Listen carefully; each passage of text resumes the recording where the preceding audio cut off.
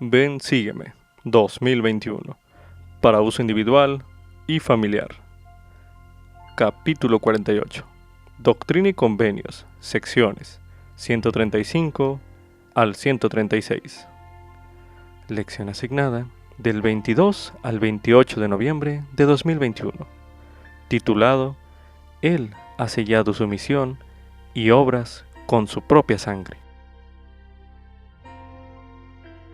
A medida que estudien las secciones 135 y 136 de Doctrina y Convenios, el Señor podría inspirarle a usted con ideas para ayudarle a poner en práctica lo que lea. Cuando eso suceda, anote lo que Él le enseñe. Anote sus impresiones a continuación.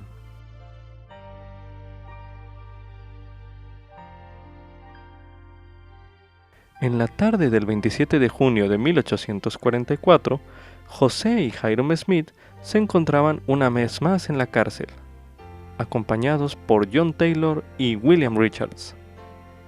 Creían que eran inocentes de cualquier crimen, pero se sometieron a ser arrestados con la esperanza de evitar la violencia contra los santos en Nauvoo.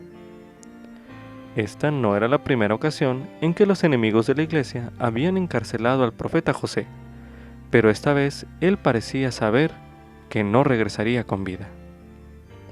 Él y sus amigos trataron de consolarse el uno al otro, leyendo en el libro de Mormón y cantando himnos. Luego se escucharon disparos, y en unos minutos la vida terrenal de José Smith y su hermano Hyrum habían llegado a su fin. Sin embargo, no fue el final de la causa divina que habían abrazado, ni el final de la restauración del Evangelio de Jesucristo. Había más que hacer y más revelación que guiaría a la iglesia hacia adelante. Matar al profeta no significaba matar la obra de Dios. A continuación escucharemos en el Libro de Santos, tomo 1, un fragmento del capítulo 43, titulado Una alteración del orden público. Capítulo 43. Una alteración del orden público. Después de ser excluido de la primera presidencia, William Law evitaba a José. A fines de marzo de 1844, Hyrum intentó reconciliar a los dos hombres, pero William se negó a hacer las paces mientras el profeta apoyara el matrimonio plural.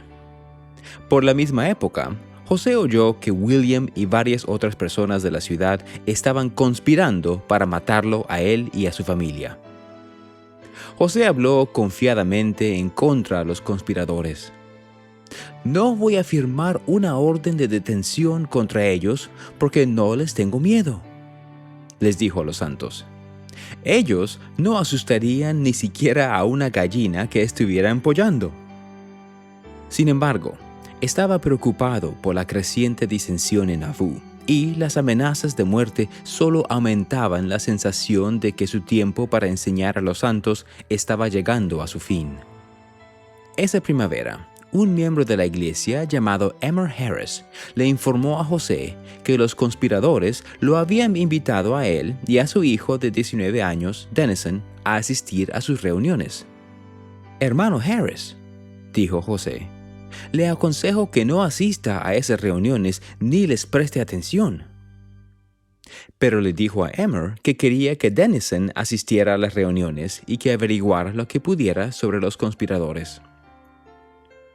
Más tarde, José se reunió con Denison y su amigo Robert Scott para prepararlos para su asignación.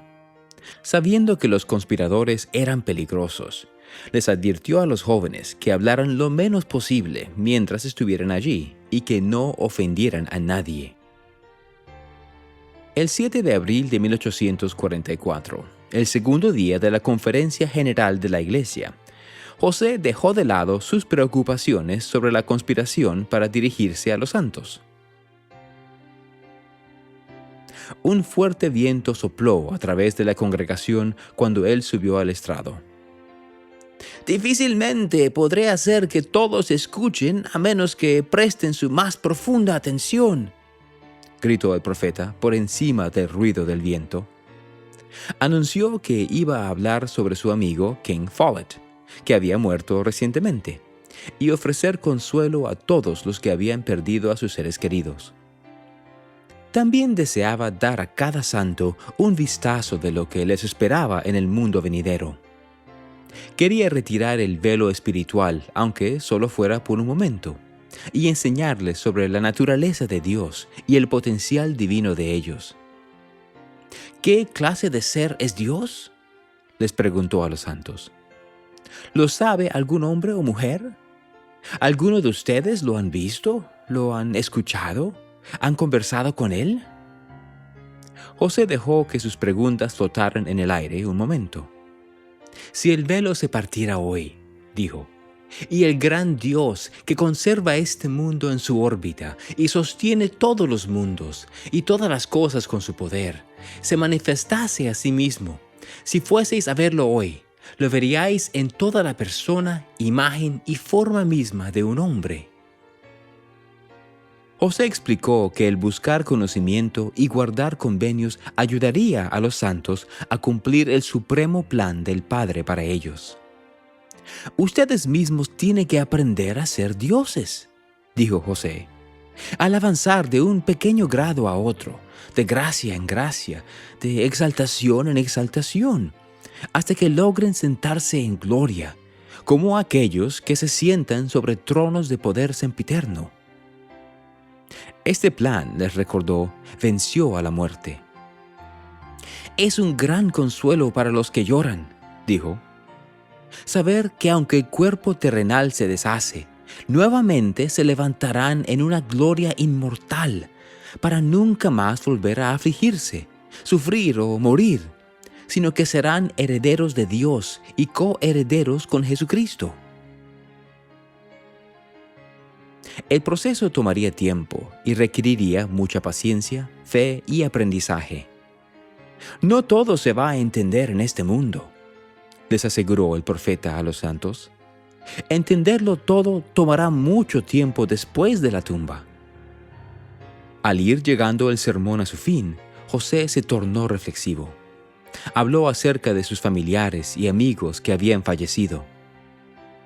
Se han ausentado tan solo por un momento, dijo. Se hallan en el Espíritu, y cuando salgamos de aquí, saludaremos a nuestra madre, padre, amigos y a todos aquellos a quienes amamos. Les aseguró a las madres que habían perdido bebés que se reunirían con sus hijos. En las eternidades, dijo, los santos ya no vivirían con miedo a los populachos, sino que morarían en gozo y felicidad. De pie frente a los santos, José ya no era el muchacho granjero, inculto y sin educación, que había buscado sabiduría en una arboleda. Día tras día, año tras año, el Señor lo había pulido como una piedra, convirtiéndolo lentamente en un mejor instrumento para sus manos. Aún así, los santos comprendían muy poco acerca de su vida y su misión. Ustedes jamás conocieron mi corazón, dijo. No los culpo por no creer mi historia. De no haber pasado las experiencias que he tenido, yo mismo no la hubiera creído. Esperaba que algún día, después de que su vida hubiera sido sopesada en la balanza, los santos lo conocieran mejor. Cuando José terminó, se sentó y el coro cantó un himno. Había hablado durante casi 2 horas y media. El sermón de José inspiró a los santos y los llenó con el Espíritu.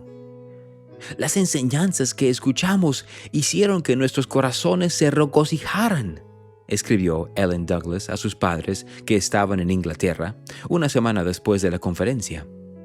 Ellen, su esposo y sus hijos habían estado entre los primeros conversos británicos en navegar hacia Nauvoo en 1842, y las verdades que José enseñó en su sermón fueron un recordatorio de por qué se habían sacrificado tanto para reunirse con los santos. Como muchos conversos británicos, la familia Douglas había gastado la mayor parte de sus ahorros al emigrar a Nauvoo, quedando en la pobreza. El esposo de Ellen, George, había fallecido poco después de que llegaran, y ella se había enfermado con una fiebre terrible, por lo que no podía cuidar de sus 8 hijos. Una amiga pronto le recomendó que consiguiera ayuda de la Sociedad de Socorro, a la que Ellen se había unido después de llegar a la ciudad. «Rehusé hacerlo», le dijo Ellen a sus padres en la carta que escribió después de la conferencia. «Pero la mujer me dijo que yo necesitaba algunas cosas y que había estado enferma durante mucho tiempo, y que, si no lo hacía yo, ella lo haría en mi lugar». Ellen sabía que sus hijos necesitaban muchas cosas, especialmente ropa. Así que finalmente aceptó pedirle ayuda a una miembro de la Sociedad de Socorro. «Ella me preguntó qué necesitaba más», explicó Ellen, «y trajeron el carromato y me dieron el mejor regalo que jamás recibí en ningún lugar del mundo». Ella y sus hijos ahora tuvieron una vaca y criaron docenas de pollos en el terreno que alquilaban, mientras ahorraban dinero para comprar su propia tierra. «Nunca en mi vida disfruté más de lo que lo hago ahora», les dijo a sus padres. «Por mi parte, siento deseos de regocijarme y alabar a Dios por haber enviado a los elders de Israel a Inglaterra y por haberme dado el corazón para creerles». Concluyó su carta dando testimonio del profeta José Smith. «Llegará el día», les dijo a sus padres, «en el que ustedes sabrán que les he dicho la verdad». Esa primavera, Denison Harris y Robert Scott asistieron a las reuniones secretas de William Law e informaron lo que averiguaban a José. Para entonces, William se veía a sí mismo como un reformador de la iglesia. Aún profesaba creer en el Libro de Mormón y en Doctrina y Convenios, pero estaba furioso con respecto al matrimonio plural y a las recientes enseñanzas de José sobre la naturaleza de Dios. Entre los conspiradores, Denison y Robert reconocieron a la esposa de William, Jane, y a Wilson, el hermano mayor de este. También vieron a Robert y Charles Foster, quienes habían sido amigos de José, hasta que entraron en conflicto con él acerca del aprovechamiento de las tierras alrededor del templo. Los antiguos aliados de John Bennett, Chauncey y Francis Higbee también asistían, junto con un matón local llamado Joseph Jackson. Al profeta le conmovió que Denison y Robert estuvieran dispuestos a arriesgar sus vidas por él. Después de la segunda reunión con los conspiradores, les dio instrucciones a los jóvenes de que asistieran una vez más. «Sean extremadamente reservados», les aconsejó, «y no hagan promesas de conspirar en mi contra o en contra de ninguna parte de la comunidad». Les advirtió que los conspiradores podrían tratar de matarlos. El domingo siguiente, Denison y Robert hallaron que habían hombres que custodiaban el lugar habitual de reunión con mosquetes y bayonetas. Los dos entraron en la casa y escucharon en silencio mientras los conspiradores debatían. Todos estaban de acuerdo en que José tenía que morir, pero no podían ponerse de acuerdo en un plan. Todos estaban de acuerdo en que José tenía que morir, pero no podían ponerse de acuerdo en un plan. Antes de que concluyera la reunión, Francis Higbee le tomó un juramento de solidaridad a cada conspirador. Uno por uno, los hombres y las mujeres que estaban en la habitación levantaron una Biblia en su mano derecha y prestaron juramento. Cuando llegó el turno de Denison y Robert, se negaron a dar un paso al frente. ¿No han escuchado el sólido testimonio de todos los presentes contra José Smith?, razonaron los conspiradores. Consideramos que es nuestro deber solemne llevar a cabo su destrucción y rescatar a las personas de este peligro. Vinimos a sus reuniones porque pensamos que eran nuestros amigos, dijeron los jóvenes. No creímos que se causaría ningún daño al hacerlo. Los líderes ordenaron a los guardias que sujetaran a Denison y Robert y los llevaran al sótano. Una vez allí, a los jóvenes se les dio una oportunidad más para hacer el juramento. Si todavía están empeñados en rehusarse, se les dijo, tendremos que derramar su sangre. Los jóvenes nuevamente dijeron que no y se prepararon para la muerte. ¡Esperen!, gritó alguien en el sótano. ¡Hablemos de este asunto! En un instante, los conspiradores estaban discutiendo de nuevo, y los jóvenes oyeron a un hombre decir que era demasiado peligroso matarlos. «Los padres de los muchachos», razonó ese, «podrían iniciar una búsqueda que sería muy peligrosa para nosotros». Tennyson y Robert fueron llevados al río por guardias armados y puestos en libertad. «Si alguna vez abren la boca», advirtieron los guardias, «los mataremos de noche o de día, donde sea que los encontremos». Los jóvenes se marcharon e inmediatamente se presentaron ante José y un guardaespaldas que estaba con él. Mientras el profeta escuchaba su historia, agradecido de que no hubieran sufrido ningún daño, una expresión seria cruzó su rostro. «Hermanos», dijo, «ustedes no saben en qué terminará esto». «¿Cree que lo van a matar?», preguntó el guardaespaldas. «¿Va a ser asesinado?». José no respondió a la pregunta directamente, pero les aseguró a los jóvenes que William Law y los otros conspiradores estaban equivocados con respecto a él. «No soy un falso profeta», testificó. «No he tenido revelaciones oscuras. No he tenido revelaciones del diablo». En medio de la agitación de la primavera, José se reunió regularmente con el Consejo de los 50 para analizar los atributos ideales de una democracia teocrática y las leyes y prácticas que la gobernaban. En una reunión, poco después de la conferencia de abril, el Consejo votó para aceptar a José como profeta, sacerdote y rey. Los hombres no tenían autoridad política, por lo que la moción no tuvo consecuencias para la vida cotidiana, pero afirmaba los oficios y las responsabilidades del sacerdocio de José como cabeza del reino terrenal del Señor antes de la segunda venida. También hacía alusión al testimonio de Juan el Revelador de que Cristo había hecho de los santos reyes justos y sacerdotes para Dios, dando un significado adicional al título de Rey de Reyes que posee el Salvador. Esa misma tarde, José notó que algunos miembros del consejo no eran miembros de la iglesia. Él proclamó que en el Consejo de los 50, los hombres no eran consultados acerca de sus opiniones religiosas, sin importar cuáles fuesen. «Actuamos según el principio amplio y liberal de que todos los hombres tienen los mismos derechos y deben ser respetados», dijo. «Todo hombre tiene el privilegio en esta organización de elegir voluntariamente a su Dios y la religión que le plazca».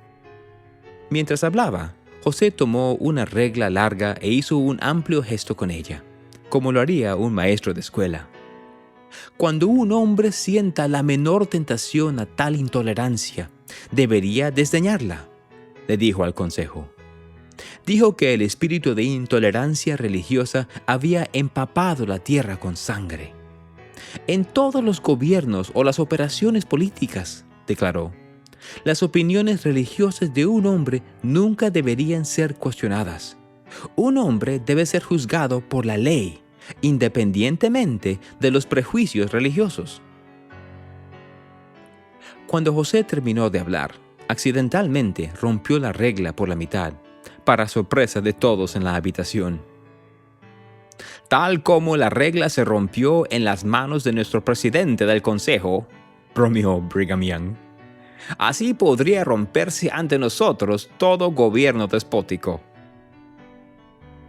A fines de abril, la disensión cada vez más pública de William y Jane Law llevó a un consejo de 32 líderes de la iglesia a excomulgarlos a ellos y a Robert Foster por conducta poco cristiana.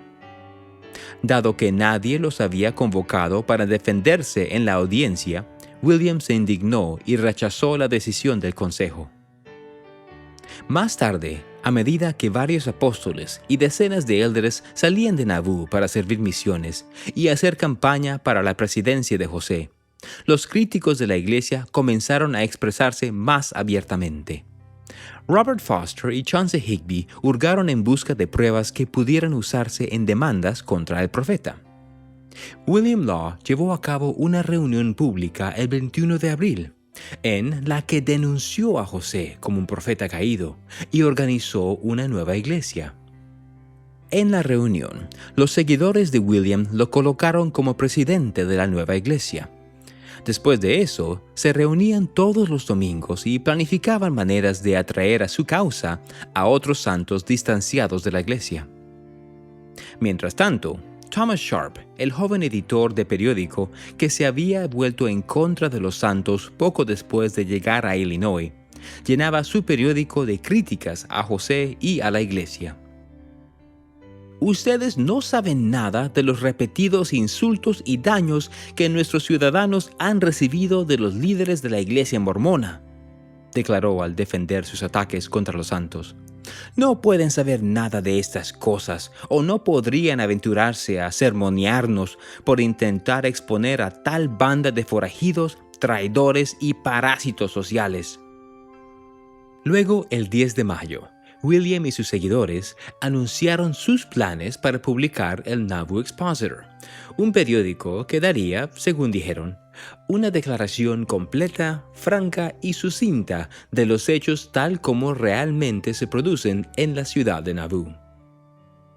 Francis Higbee también presentó cargos contra José, acusándolo de difamar su reputación en público, mientras que William y Wilson usaron los matrimonios plurales de José como base para acusarlo de adulterio. El diablo siempre establece su reino al mismo tiempo para oponerse a Dios, les dijo José a los santos en un sermón, al acumularse contra él las falsas acusaciones. Después, él y los otros santos investidos se encontraron en la parte superior de su tienda y oraron para ser liberados de sus enemigos. José quería evitar el arresto, pero no quería esconderse de nuevo. Emma estaba embarazada y muy enferma, y él era renuente a irse de su lado. Finalmente, a fines de mayo, decidió que era mejor ir a Carthage, la cabecera del condado, y enfrentar una investigación legal sobre las acusaciones en su contra. Un poco más de 20 amigos de José lo acompañaron a la ciudad. Cuando el caso se presentó ante un juez, a los fiscales les faltaba un testigo y no pudieron continuar con la investigación. Las audiencias se pospusieron durante unos meses y el sheriff permitió que José volviera a casa. La liberación de José enfureció a Thomas Sharp. Hemos visto y oído lo suficiente como para convencernos de que José Smith no está a salvo fuera de Nauvoo, y no nos sorprendería escuchar acerca de su muerte en forma violenta en un poco tiempo más, declaró en un editorial. Los sentimientos de este país están ahora fustigados a su máxima expresión y se desatarán con furia ante la menor provocación. Mientras la oposición a José se intensificaba, los santos continuaban edificando su ciudad. Louisa Pratt se esforzaba por dar cobijo y alimentar a sus 4 hijas mientras su esposo estaba ausente en su misión en el Pacífico Sur. Antes de irse, Addison había comprado algo de madera, pero no lo suficiente como para que Louisa construyera una casa en su terreno de la ciudad. Como tenía tierras en un estado vecino, fue a un aserradero cercano y solicitó comprar la madera a crédito, con sus tierras como garantía. No debe dudar de una mujer, le dijo al propietario del aserradero, preocupada porque le negara el crédito debido a su sexo. Como regla general, son más puntuales que los hombres. El propietario no tuvo reparos en venderle a crédito, y Louisa pronto tuvo la madera que necesitaba para construir una casa pequeña. Desafortunadamente, los hombres que ella contrató para hacer el trabajo fueron una continua decepción, lo que la obligó a contratar a otros hasta que encontró trabajadores confiables. Mientras la casa estaba en construcción, Louisa trabajaba como costurera. Cuando sus hijas contrajeron sarampión, ella las cuidó día y noche, orando por su recuperación hasta que se mejoraron. Por todas las apariencias, parecía estar arreglándose bien bajo esas circunstancias, pero a menudo se sentía sola, inadecuada e incapaz de soportar la carga que llevaba sobre sus hombros. Una vez que la casa estuvo terminada, Luisa mudó a su familia allí. Colocó una alfombra que ella misma había hecho y amuebló la casa con artículos que compró con sus ganancias. A medida que pasaban los meses, Luisa y las niñas sobrevivían con sus pequeños ingresos, intercambiando y comprando a crédito, mientras pagaba la deuda con el propietario del aserradero. Cuando se les acabó la comida y Luisa tenía nuevas deudas que pagar, las niñas preguntaron: «¿Qué haremos, madre?». «Quejarnos con el Señor», dijo secamente Luisa. Se preguntó cómo sería su oración. ¿Se quejaría de las personas que le debían dinero? ¿Clamaría contra quienes no le habían pagado por el trabajo que le habían contratado para hacer? Justo en ese momento, llegó un hombre con una pesada carga de leña que ella podía vender. Entonces llegó otro hombre con 45 kilos de harina y 11 kilos de carne de cerdo. «Vamos, madre», dijo su hija Frances, «qué mujer tan afortunada eres». Abrumada por la gratitud, Luisa decidió refrenar sus quejas. Como lo prometió William Law, el Nauvoo Expositor apareció en las calles de Nauvoo a principios de junio.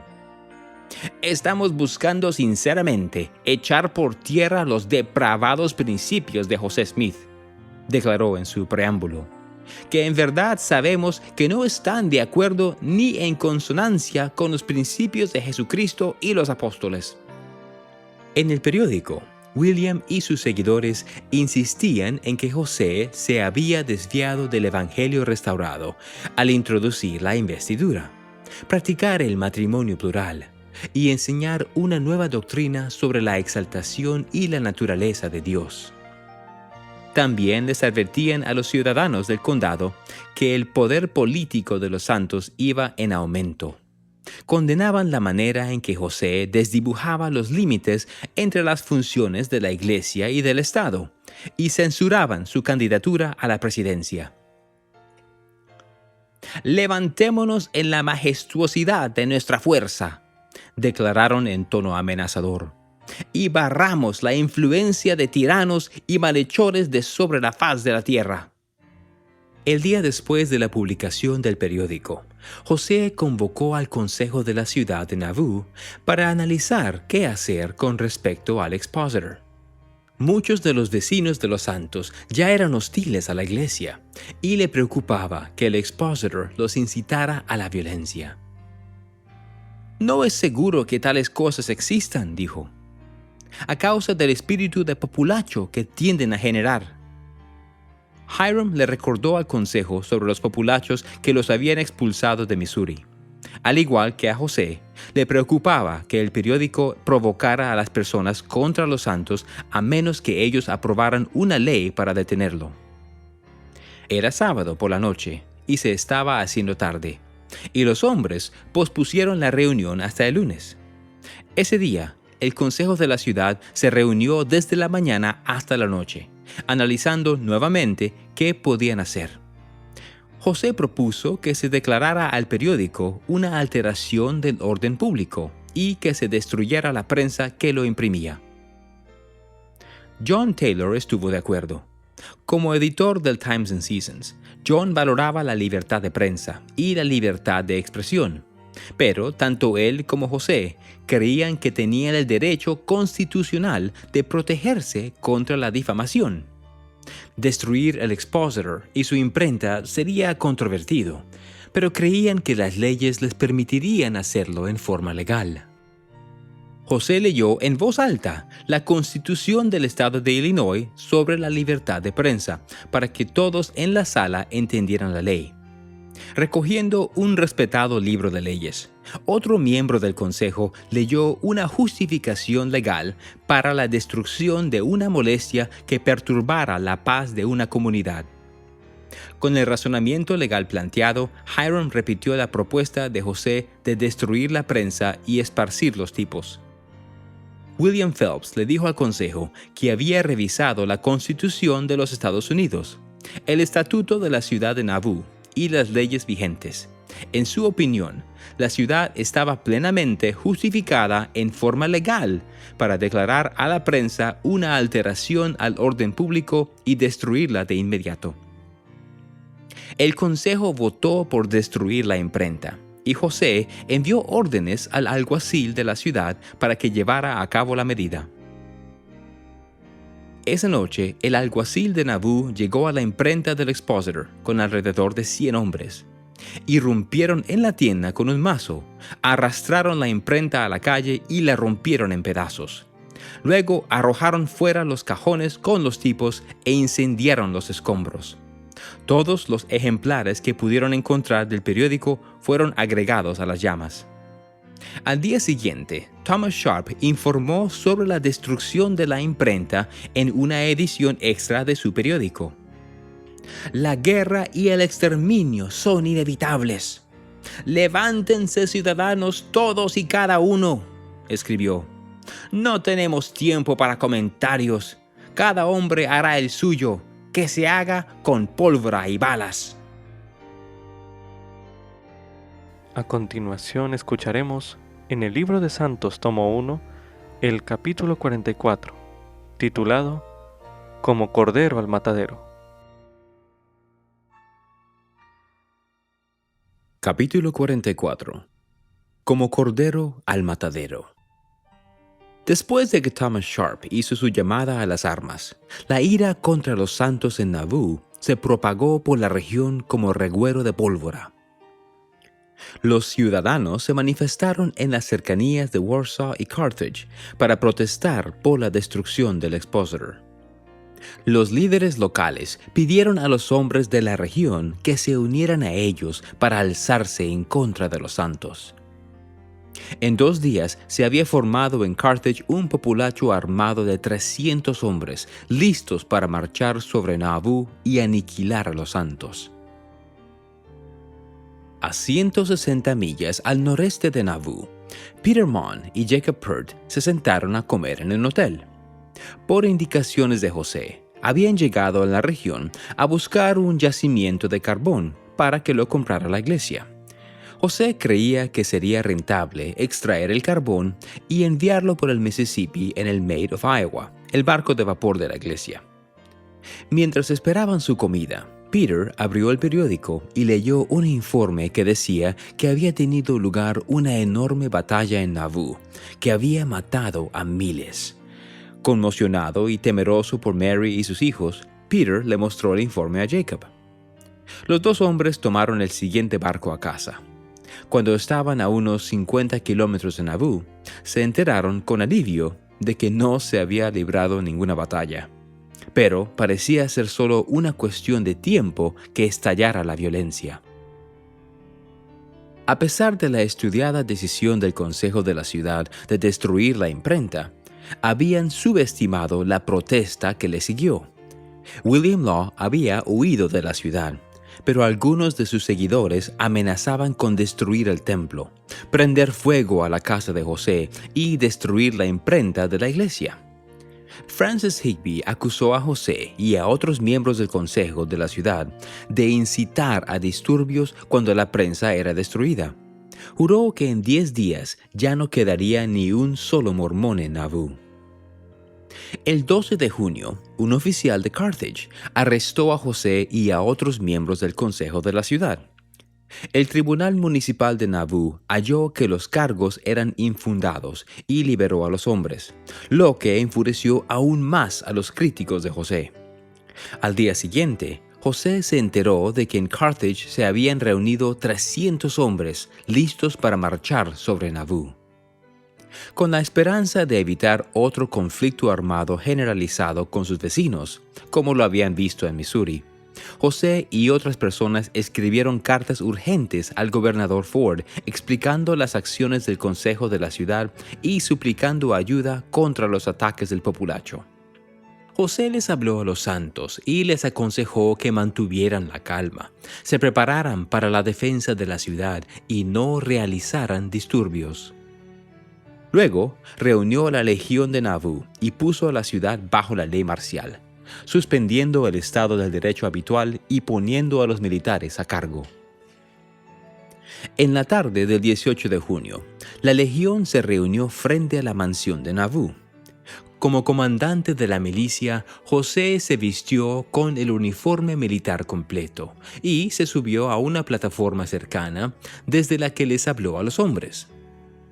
Hay algunos que piensan que nuestros enemigos quedarían satisfechos con mi destrucción, dijo. Pero puedo asegurar que tan pronto como hayan derramado mi sangre, buscarán sedientos la sangre de toda persona en cuyo corazón haya la más mínima chispa del espíritu de la plenitud del Evangelio. Desenfundando su espada y levantándola hacia el cielo, José instó a los hombres a defender las libertades que les habían sido negadas en el pasado. ¿Van a apoyarme hasta la muerte y sostener, aunque sus vidas corran peligro, y las leyes del país?, preguntó José. ¡Sí!, rugió la multitud. «Los amo con todo mi corazón», dijo él. «Ustedes me han sostenido en mis momentos de dificultad y estoy dispuesto a sacrificar mi vida por su preservación». Después de escuchar de José las razones que tuvo el consejo de la ciudad para destruir la imprenta, el gobernador Thomas Ford entendió que los santos habían actuado de buena fe. Había bases legales y precedentes para declarar y destruir las alteraciones del orden público en una comunidad. Pero no estaba de acuerdo con la decisión del consejo y no creía que sus acciones pudieran justificarse. La destrucción legal de un periódico, después de todo, era poco común en una época en la que las comunidades generalmente les dejaban ese trabajo a los populachos ilegales, como cuando los que buscaban justicia por mano propia destruyeron el periódico de los santos en el condado de Jackson, hacía más de una década. El gobernador también valoraba mucho las protecciones a la libertad de expresión que se hallaban en la Constitución del estado de Illinois, independientemente de lo que la ley hubiera permitido. Su conducta en la destrucción de la imprenta constituyó una gran ofensa contra las leyes y las libertades del pueblo, le escribió al profeta. Puede haber estado llena de calumnias, pero eso no los autorizaba a destruirla. El gobernador argumentó además que el estatuto de la ciudad de Nauvoo no les otorgaba a los tribunales locales tanto poder como el profeta parecía creer. Les aconsejó a él y a otros miembros del consejo que habían sido acusados de disturbios que se entregaran y se presentaran ante los tribunales fuera de Nauvoo. «Estoy empeñado en preservar la paz», les dijo. «Una pequeña indiscreción puede traer guerra». Si los líderes de la ciudad se entregaban y se sometían a juicio, él prometía protegerlos. Sabiendo que Carthage estaba repleta de hombres que odiaban a los santos, José dudaba de que el gobernador pudiera cumplir su promesa. Sin embargo, quedarse en Nauvoo solo enojaría más a sus críticos y atraería populachos a la ciudad, poniendo a los santos en peligro. Cada vez más, parecía que la mejor manera de proteger a los santos era dejar Nauvoo e ir hacia el oeste o buscar ayuda en Washington, D.C. José le escribió al gobernador y le contó sobre sus planes de abandonar la ciudad. «Por todo lo que es sagrado», escribió, «le imploramos a su excelencia que proteja a nuestras indefensas mujeres y niños de la violencia del populacho». Insistió en que, si los santos habían hecho algo mal, harían todo lo que estuviera en su mano para corregirlo. Esa noche, después de despedirse de su familia, José se subió a un esquife con Hiram, Willard Richards y Porter Rockwell, y se dirigió al otro lado del Mississippi. El bote hacía agua, por lo que los hermanos y Willard achicaban el agua con sus botas mientras Porter remaba. Horas después, en la mañana del 23 de junio, llegaron al territorio de Iowa y José le dio instrucciones a Porter de que volviera a Nauvoo y les trajera caballos. Antes de que Porter se fuera, José le dio una carta para Emma, en la que le indicaba que vendiera sus propiedades si era necesario, para mantenerse a sí misma, a los niños y a la madre de él. «No te desesperes», le dijo. «Si Dios abre una posible puerta para mí, volveré a verte». Más tarde esa mañana, Emma envió a su sobrino, Lorenzo Wasson, y a Hiram Kimball a Iowa, para convencer a José de que volviera a casa y se entregara. Le dijeron a José que el gobernador tenía la intención de ocupar Nauvoo con tropas hasta que él y su hermano Hiram se entregaran. Porter regresó poco después con Reynolds Calhoun y con una carta de Emma, que nuevamente le rogaba que regresara a la ciudad. Hiram Kimball, Lorenzo y Reynolds llamaron a José cobarde por haber dejado Nauvoo y haber expuesto a los santos al peligro. «Moriré antes de ser llamado cobarde», dijo José. «Si mi vida no es de ningún valor para mis amigos, tampoco lo es para mí». Ahora sabía que irse de Nauvoo no protegería a los santos, pero no sabía si sobreviviría al ir a Carthage. «¿Qué debo hacer?», le preguntó a Porter. «Tú eres el de mayor edad y deberías saber más que nadie», dijo Porter. «Tú eres el mayor», dijo José, volviéndose hacia su hermano. «¿Qué debemos hacer?» «Volvamos y entreguémonos, y veamos en qué para todo esto», dijo Hiram. «Si tú vuelves, iré contigo», dijo José, «pero seremos asesinados». «Si vivimos o tenemos que morir», dijo Hiram, «aceptaremos nuestro destino». José lo consideró por un momento y luego le pidió a Reynolds que consiguiera un bote. Se entregarían. El corazón de Emma se entristeció cuando José llegó a casa hacia el fin de esa tarde. Ahora que lo volvía a ver, temía haberlo llamado de regreso a su muerte. José anhelaba predicarles una vez más a los santos, pero se quedó en casa con su familia. Emma y él reunieron a sus hijos y él los bendijo. A la mañana siguiente, temprano, José, Emma y sus hijos salieron de la casa. Él besó a cada uno de ellos. «Volverás», dijo Emma entre lágrimas. José montó en su caballo y partió con Hiram y los otros hombres hacia Carthage. «Voy como cordero al matadero», les dijo, «pero me siento tan sereno como una mañana veraniega. Mi conciencia se halla libre de ofensas contra Dios y contra todos los hombres». Los jinetes subieron la colina hasta el templo mientras el sol salía, arrojando luz dorada sobre las paredes sin terminar del edificio. José detuvo el caballo y miró hacia la ciudad. «Este es el lugar más hermoso y esta la mejor gente que existe bajo los cielos», dijo. «Pero no tienen la menor idea de las pruebas que les aguardan». José no se apartó por mucho tiempo. 3 horas después de partir de Nauvoo, sus amigos y él se encontraron con tropas que tenían órdenes del gobernador de confiscar las armas proporcionadas por el Estado que estaban en poder de la Legión de Nauvoo. José decidió regresar y ver que se cumpliera la orden. Él sabía que si los santos se resistían, ello podía darle al populacho una razón para atacarlos. De nuevo en Nauvoo, José cabalgó a su casa para ver a Emma y a sus hijos otra vez. Se despidió nuevamente y le preguntó a Emma si iría con él, pero ella sabía que tenía que quedarse con los niños. José se mostraba solemne y pensativo, sombríamente seguro de su destino. Antes de que se fuera, Emma le pidió una bendición. Sin tiempo que perder, José le pidió que escribiera la bendición que deseaba y le prometió que la firmaría cuando regresara. En la bendición que escribió, Emma pidió sabiduría de nuestro Padre Celestial y el don de discernimiento. «Deseo el Espíritu de Dios para conocerme y entenderme a mí misma», escribió.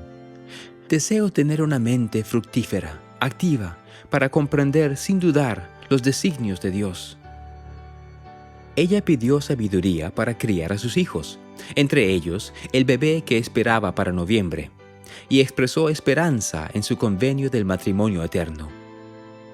«Deseo con todo mi corazón honrar y respetar a mi esposo», escribió, «ser siempre merecedora de su confianza y siendo uno con él, conservar el lugar que Dios me ha concedido a su lado.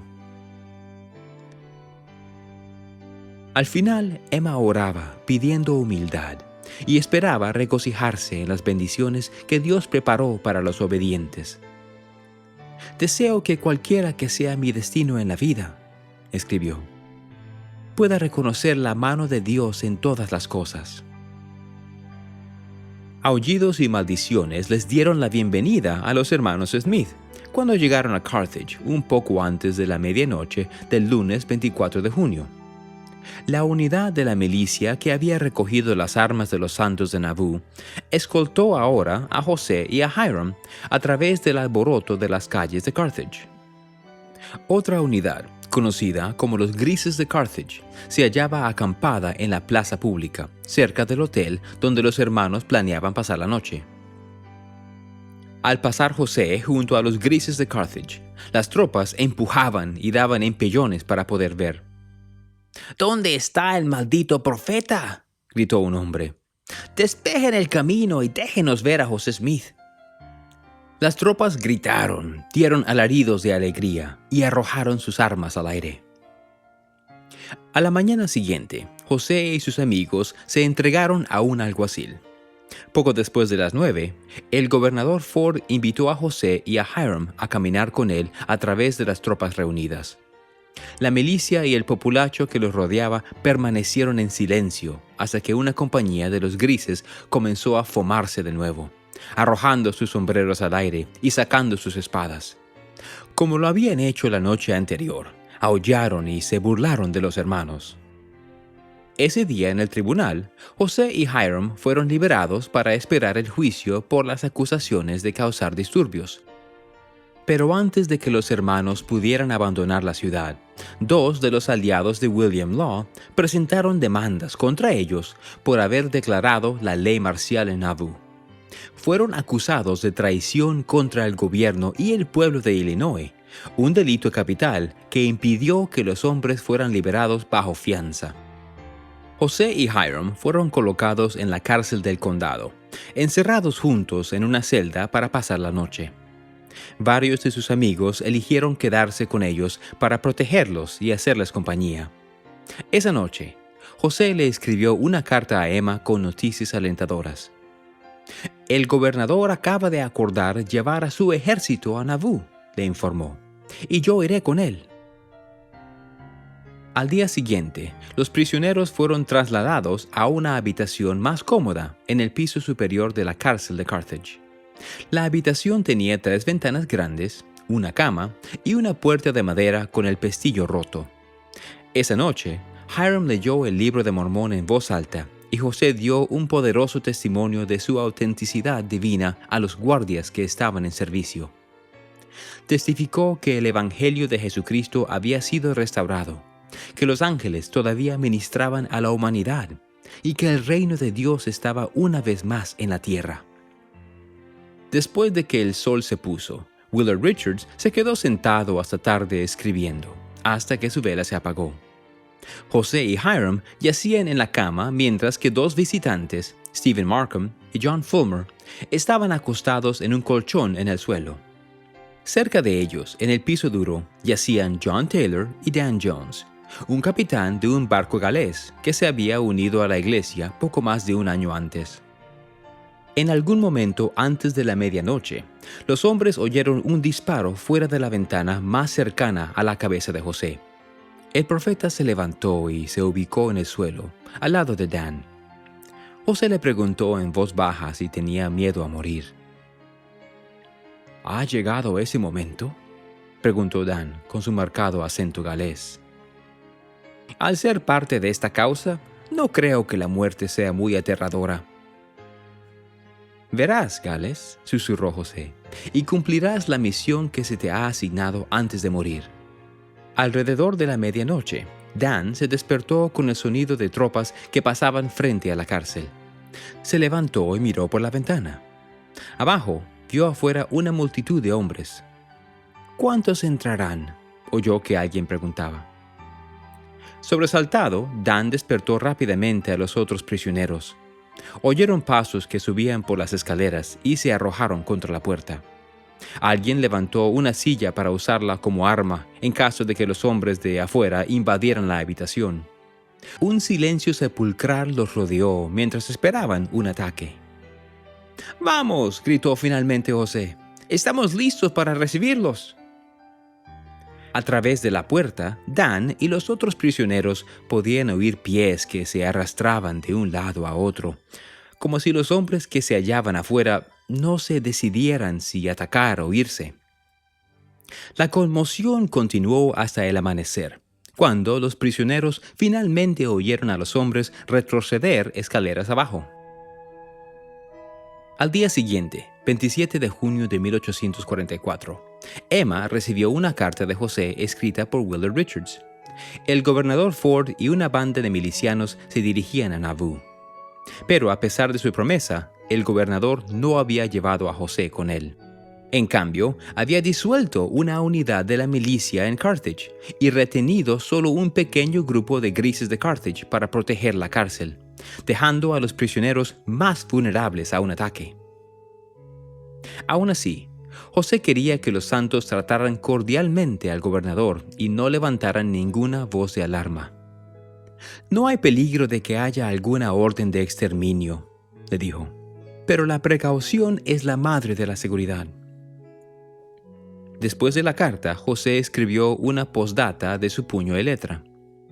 «Me hallo completamente resignado a mi suerte, sabiendo que estoy justificado y que he hecho lo mejor que podía hacerse», declaró. Le pidió que le diera su amor a los niños y a sus amigos. «En cuanto a traición», añadió, «sé que no he cometido ninguna, y no podrían probar ni la apariencia de nada semejante». Le dijo que no se preocupara porque él y Hiram sufrieran daño. «Que Dios los bendiga a todos», escribió a finalizar. El gobernador Ford llegó a Nauvoo más tarde ese día y se dirigió a los santos. Los culpó por la crisis y amenazó con hacerlos responsables por sus repercusiones. «Se cometió un gran crimen al destruir la imprenta del Expositor y poner a la ciudad bajo la ley marcial», afirmó. «Debe hacerse un severo desagravio, así que preparen sus mentes para la emergencia». Les advirtió a los santos que Nauvoo podría ser reducida a cenizas y que su pueblo sería exterminado si se rebelan. «Pueden estar seguros de eso», dijo. «Un poco más de mal comportamiento por parte de los ciudadanos y la antorcha que ahora ya está encendida les será arrojada». El discurso ofendió a los santos, pero, debido a que José les había pedido que preservaran la paz, se comprometieron a obedecer la advertencia del gobernador y sostener las leyes del estado. Satisfecho, el gobernador terminó su discurso y desfiló sus tropas por la calle principal. Mientras marchaban, los soldados desenvainaron sus espadas y las blandieron amenazadoramente. Esa tarde, el tiempo transcurrió lentamente en la cárcel de Carthage. En el calor del verano, los hombres se quitaron las chaquetas y abrieron las ventanas para dejar entrar la brisa. Afuera, 8 hombres de los grises de Carthage custodiaban la cárcel, mientras el resto de la milicia acampaba cerca. Otro guardia estaba sentado justo al otro lado de la puerta. Stephen Markham, Dan Jones y otros más estaban haciendo diligencias para José. De los hombres que habían quedado allí la noche anterior, solo Willard Richards y John Taylor estaban todavía con José y Hiram. Temprano ese día, los visitantes habían contrabandeado 2 armas para los prisioneros: un revólver de 6 disparos y una pistola de un solo disparo, para utilizar en caso de un ataque. Stephen también había dejado un bastón resistente, al que llamaba el golpeador de bribones. Para distender el ambiente y pasar el tiempo, John cantó un himno británico que últimamente se había hecho popular entre los santos. La letra hablaba de un extraño humilde y necesitado que finalmente se revelaba a sí mismo como el Salvador. «Al forastero vi ante mí, su identidad él reveló. Las marcas en sus manos vi, reconocí al Salvador. Me dijo, te recordaré, y por mi nombre me llamó. A tu prójimo ayudaste, y así serviste a tu Señor. Cuando John terminó la canción, Hiram le pidió que la cantara nuevamente. A las 4 de la tarde, nuevos guardias relevaron a los que estaban. José entabló una conversación con un guardia que estaba en la puerta, mientras Hiram y Willard hablaban entre ellos en voz baja. Después de una hora, su carcelero entró a la habitación y les preguntó a los prisioneros si querían ser trasladados a la celda de la cárcel, más segura, por si ocurría un ataque. «Después de la cena iremos», dijo José. El carcelero se fue y José se volvió hacia Willard. «Si vamos a la cárcel», preguntó José, «¿irás con nosotros?»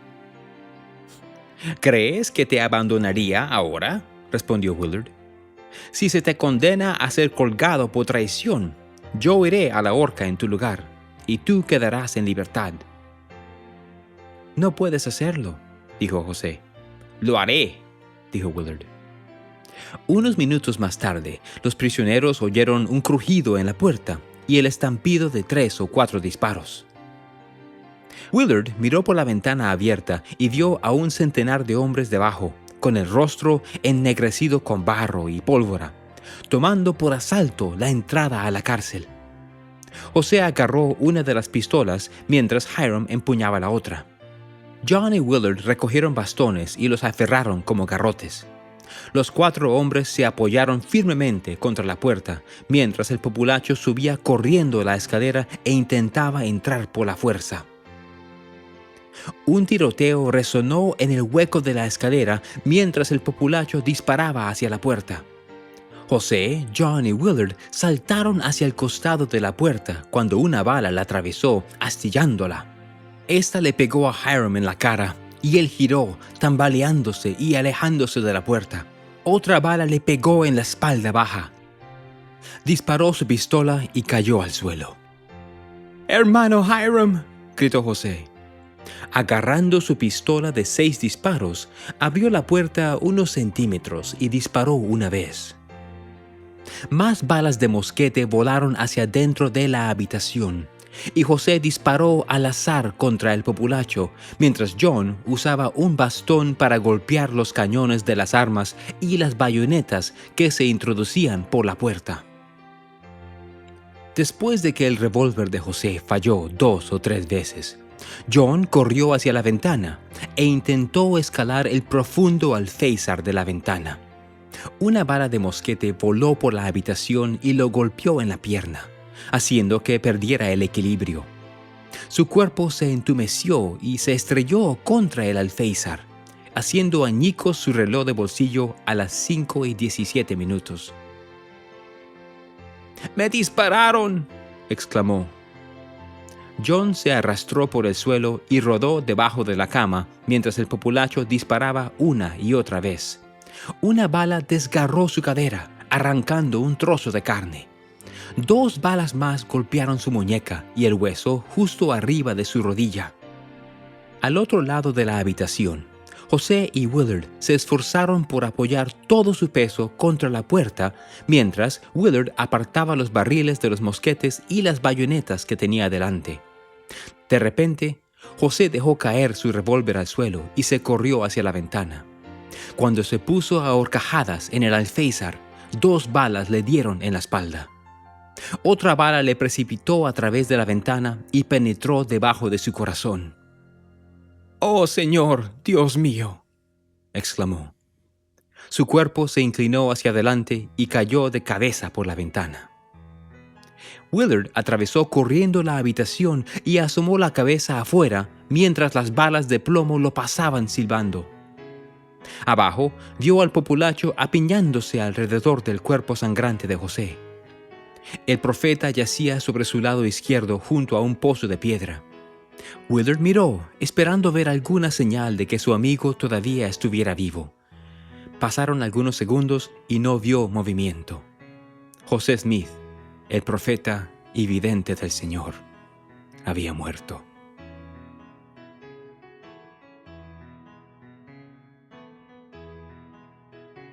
Como subtítulo: José y Hiram Smith sellaron su testimonio con su sangre.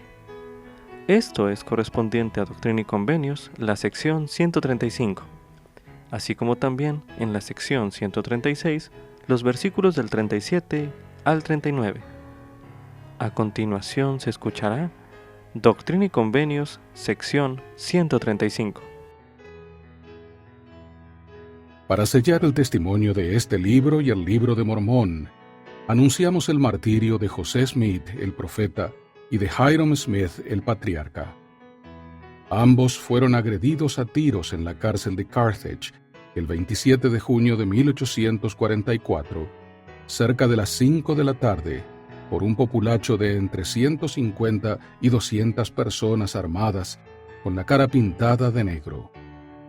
Hyrum recibió los primeros disparos y con calma cayó, exclamando: «Soy hombre muerto». José saltó por la ventana y al intentarlo, fue muerto a balazos mientras exclamaba: «Oh Señor, Dios mío». Muertos ya, dispararon sobre ellos de brutal manera y ambos recibieron 4 balas. John Taylor y Willard Richards, 2 miembros del Quórum de los 12, eran las únicas personas que estaban en el cuarto en la ocasión. Aquel resultó gravemente herido con 4 balas, pero ya se ha restablecido. Mediante la providencia de Dios, escapó sin un agujero siquiera en la ropa.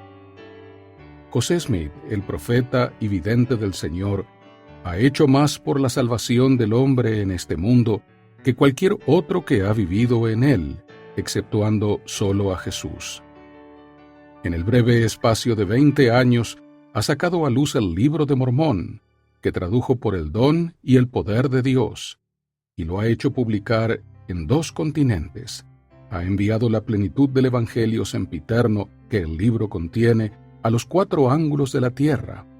Ha publicado las revelaciones y los mandamientos que integran este libro de Doctrina y Convenios, así como muchos otros sabios documentos e instrucciones para el beneficio de los hijos de los hombres.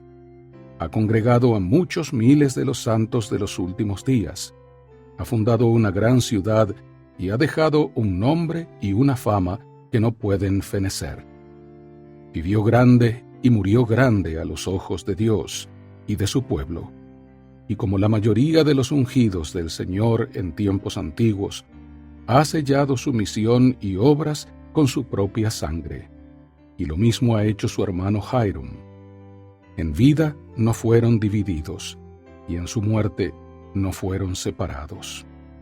Al partir José para Carthage para entregarse a los supuestos requisitos de la ley 2 o 3 días antes de su asesinato, dijo: «Voy como cordero al matadero, pero me siento tan sereno como una mañana veraniega. Mi conciencia se halla libre de ofensas contra Dios y contra todos los hombres. Moriré inocente, y aún se dirá de mí: fue asesinado a sangre fría». Esa misma mañana, Hyrum, después de haberse preparado para ir a la matanza, diremos, sí, porque así fue, leyó el siguiente párrafo, cerca del fin del capítulo 12 de Éter, en el Libro de Mormón, y dobló la hoja. Y sucedió que le imploré al Señor que diera gracia a los gentiles para que tuvieran caridad. Y aconteció que el Señor me dijo: si no tienen caridad, es cosa que nada tiene que ver contigo. Tú has sido fiel, por tanto, tus vestidos estarán limpios, y porque has visto tu debilidad, serás fortalecido, aún hasta sentarte en el lugar que he preparado en las mansiones de mi Padre. Y ahora me despido de los gentiles, sí, y también de mis hermanos a quienes amo, hasta que nos encontremos ante el tribunal de Cristo, donde todos los hombres sabrán que mis vestidos no se han manchado con vuestra sangre. Los testadores ahora han muerto, y su testamento está en vigor. En febrero de 1844, Hyrum Smith cumplió 44 años, y en diciembre de 1843, José Smith cumplió 38, y desde ahora sus nombres serán contados entre los de los mártires de la religión. y el lector de toda nación tendrá presente que costó la mejor sangre del siglo XIX publicar el Libro de Mormón y este libro de doctrina y convenios de la Iglesia para la salvación de un mundo perdido, y que si el fuego puede marchitar el árbol vivo para la gloria de Dios, cuánto más fácil consumirá los árboles secos para purificar la viña de toda corrupción. Vivieron por la gloria, murieron por la gloria, y la gloria es su recompensa eterna. De generación en generación sus nombres pasarán a la posteridad como joyas para los santificados. Fueron inocentes de todo crimen, como tantas veces se había comprobado previamente, y fueron encarcelados solo por conspiraciones de traidores y hombres inicuos. Y su sangre inocente derramada en el piso de la cárcel de Carthage es un amplio sello estampado sobre el mormonismo que ningún tribunal del mundo puede rechazar. Y su sangre inocente sobre el escudo del estado de Illinois, con la palabra violada del estado que su gobernador había empeñado, es un testimonio de la verdad del Evangelio sempiterno que el mundo entero no puede impugnar.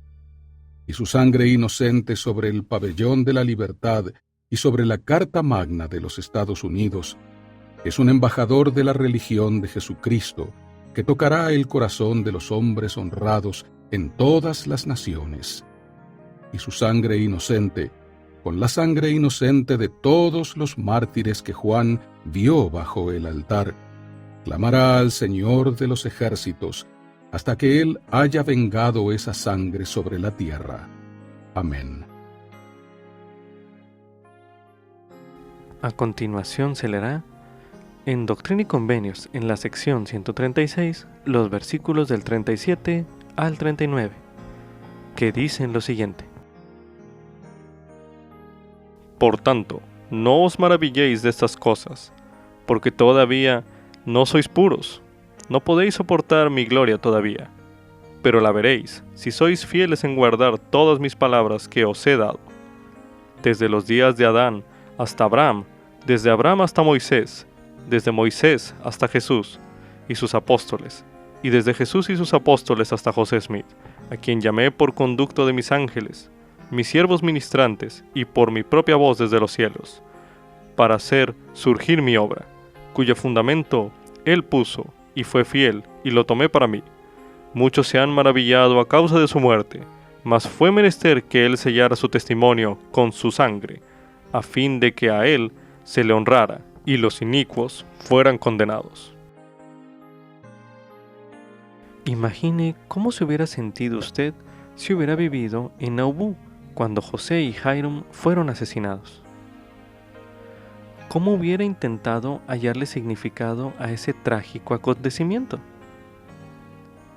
La sección 135 de Doctrina y Convenios, publicada originalmente menos de 3 meses después del martirio, pudiera haberle ayudado. Usted podría marcar o señalar palabras y frases que le hubieran podido brindar entendimiento y consuelo en ese momento. Medite a continuación. ¿Qué le diría a alguien que preguntase por qué permitiría Dios que su profeta fuera asesinado? Medite brevemente.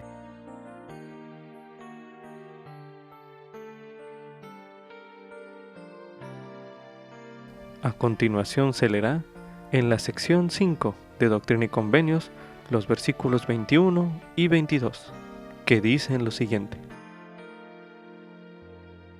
Y ahora, mi siervo José, te mando que te arrepientas y camines más rectamente ante mí, y no cedas más a las persuasiones de los hombres, y que seas firme en guardar los mandamientos que te he dado. Y si haces esto, he aquí, te concedo la vida eterna, aun cuando te quiten la vida. Ahora leeremos en Doctrina y Convenios, en la sección 6, los versículos del 29 al 30, que dicen lo siguiente: De cierto os digo, que si rechazan mis palabras y esta parte de mi evangelio y ministerio, benditos sois, porque no os pueden hacer más de lo que me hicieron a mí. y aun cuando hicieren con vosotros lo que hicieron conmigo, benditos sois, porque moraréis conmigo en gloria.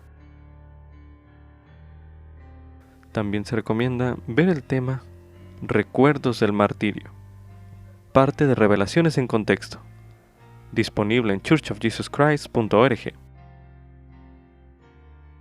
También se recomienda estudiar en el libro de Enseñanzas de los Presidentes de la Iglesia de José Smith, los capítulos 45 y 46, disponibles en churchofjesuschrist.org. Como subtítulo: José Smith ha hecho más por nuestra salvación que ninguna otra persona, excepto Jesucristo. Esto es correspondiente a Doctrina y Convenios, en la sección 135, el versículo 3, el cual releeremos a continuación. José Smith, el profeta y vidente del Señor, ha hecho más por la salvación del hombre en este mundo que cualquier otro que ha vivido en él, exceptuando solo a Jesús. En el breve espacio de 20 años ha sacado a luz el libro de Mormón, que tradujo por el don y el poder de Dios, y lo ha hecho publicar en 2 continentes. Ha enviado la plenitud del Evangelio sempiterno, que el libro contiene, a los 4 ángulos de la tierra. Ha publicado las revelaciones y los mandamientos que integran este libro de Doctrina y Convenios, así como muchos otros sabios documentos e instrucciones para el beneficio de los hijos de los hombres. Ha congregado a muchos miles de los santos de los últimos días, ha fundado una gran ciudad y ha dejado un nombre y una fama que no pueden fenecer. Vivió grande y murió grande a los ojos de Dios y de su pueblo, y como la mayoría de los ungidos del Señor en tiempos antiguos, ha sellado su misión y obras con su propia sangre. Y lo mismo ha hecho su hermano Hiram. En vida no fueron divididos, y en su muerte no fueron separados. Piensa en las bendiciones que ha recibido usted como miembro de la Iglesia de Jesucristo y medite a continuación. ¿Cuántas de ellas son el resultado de la misión que el profeta José Smith logró? Medite brevemente.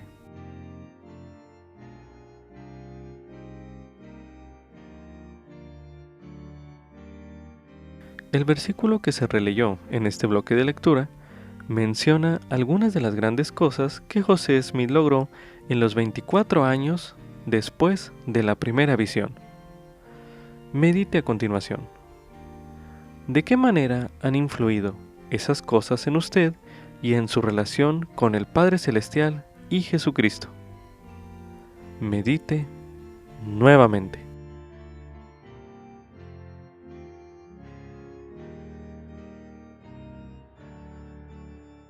Se le invita a continuación a considerar escribir su testimonio personal del profeta José Smith. Coloque pausa al video y haga este ejercicio ahora mismo.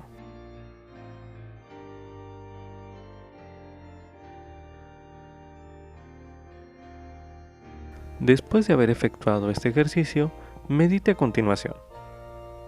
¿Quién podría, de sus conocidos, necesitar escuchar su testimonio?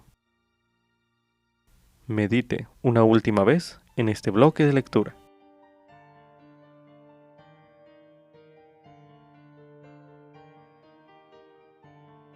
Como subtítulo: El Señor me da consejos para mi jornada en la vida. Esto es correspondiente a Doctrina y Convenios, la sección 136, la cual escucharemos a continuación. La palabra y la voluntad del Señor en cuanto al campamento de Israel en su jornada hacia el oeste. Organícense en compañías todo el pueblo de la Iglesia de Jesucristo de los Santos de los Últimos Días, y los que viajen con ellos, con el convenio y la promesa de guardar todos los mandamientos y los estatutos del Señor nuestro Dios.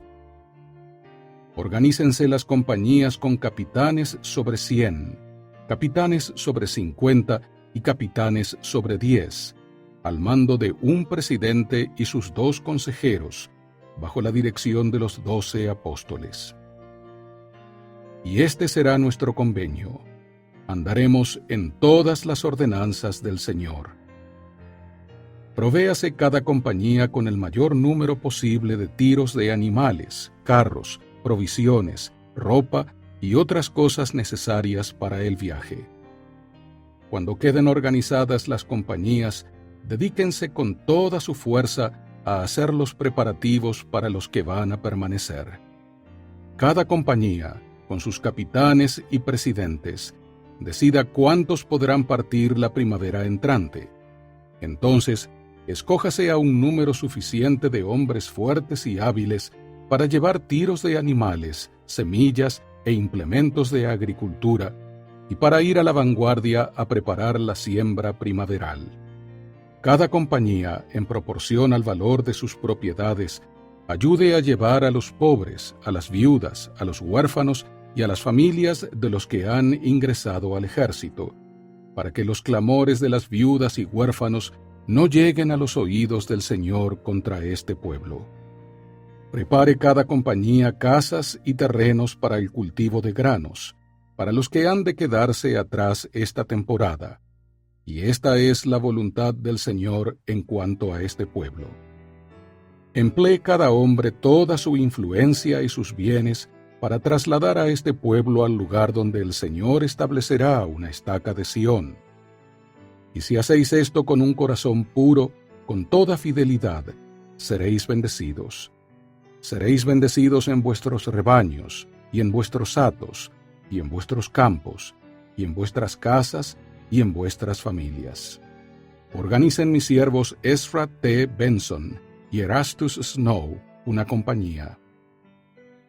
Y organicen una compañía mis siervos Orson Pratt y Wilford Woodruff.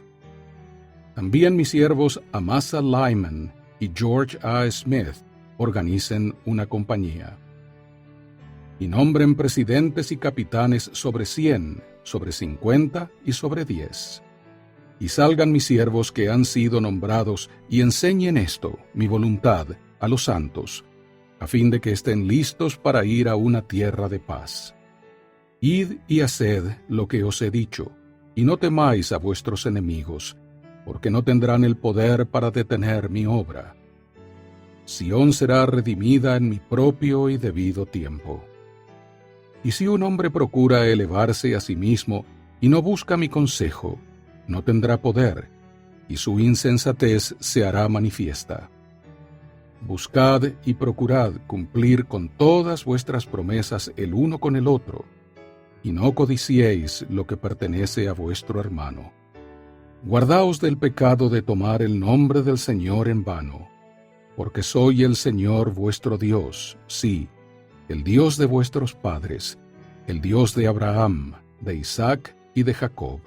Soy el que saqué a los hijos de Israel de la tierra de Egipto, y mi brazo está extendido en los postreros días para salvar a mi pueblo Israel. Cesad de contender unos con otros, cesad de hablar mal el uno contra el otro. Cesad la ebriedad, y tiendan vuestras palabras a edificaros unos a otros.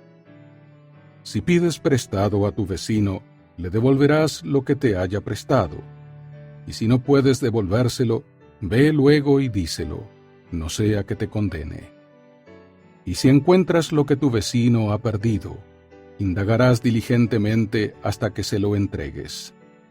Serás diligente en preservar lo que tengas, para que seas mayordomo sabio, porque es el don gratuito del Señor tu Dios, y tú eres su mayordomo. Si te sientes alegre, alaba al Señor con cantos, con música, con baile y con oración de alabanza y acción de gracias. Si estás triste, clama al Señor tu Dios con súplicas, a fin de que tu alma se regocije. No temas a tus enemigos, porque están en mis manos y cumpliré mi voluntad con ellos.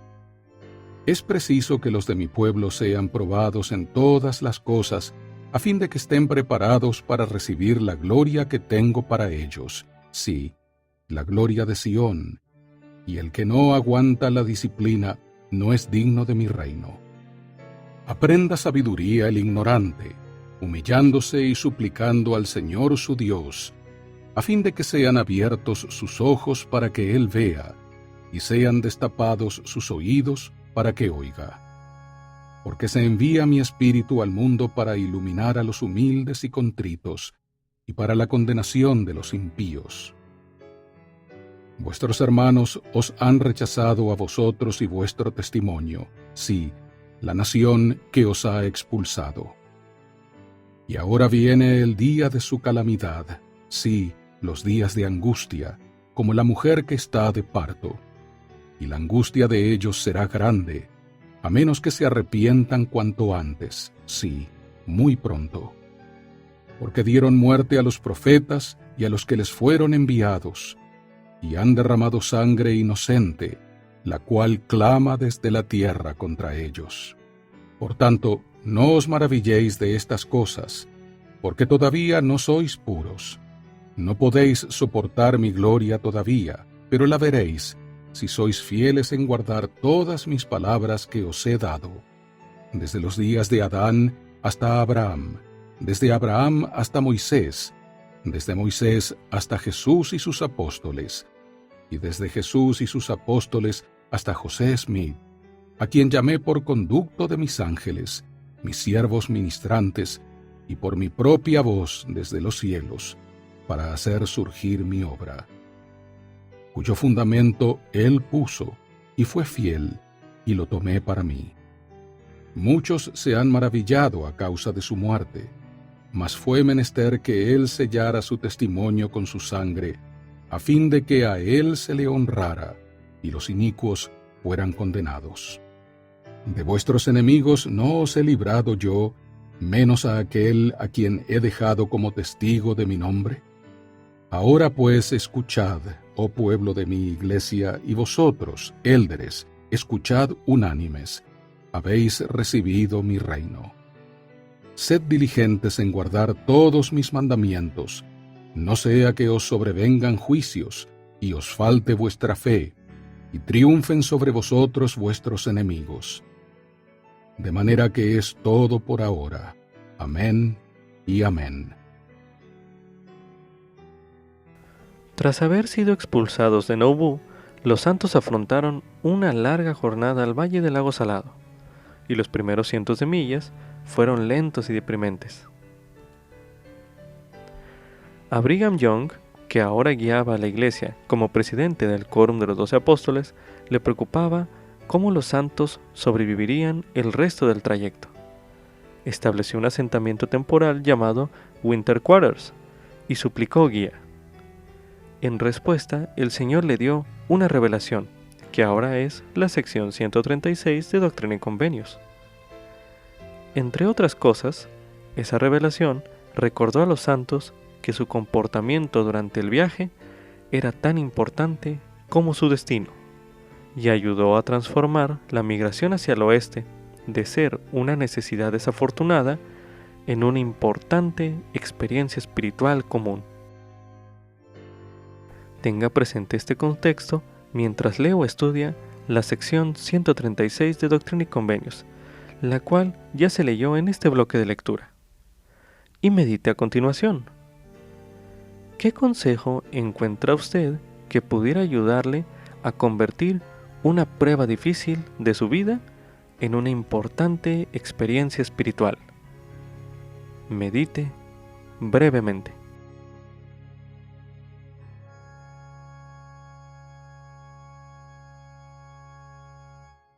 Ahora medite a continuación.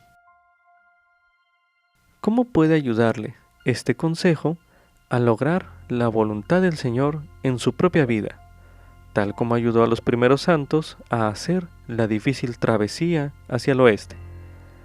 Medite una última vez en este bloque de lectura.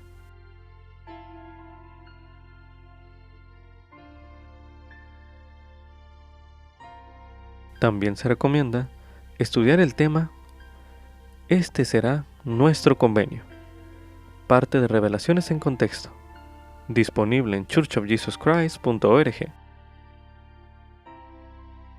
También se recomienda estudiar el tema "Sucesión del liderazgo de la Iglesia", uno de los temas de la historia de la Iglesia, disponible en churchofjesuschrist.org. Con esto concluye Ven, sígueme 2021 para uso individual y familiar. Capítulo 48. Doctrina y Convenios, secciones 135 al 136. Lección asignada del 22 al 28 de noviembre de 2021. Titulado Él ha sellado su misión y obras con su propia sangre.